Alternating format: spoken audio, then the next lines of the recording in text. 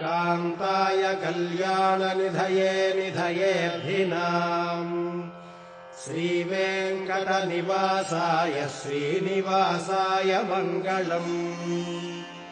Lakshmi सविभ्रमालोकशुभ्रूविभ्रमचक्षुषे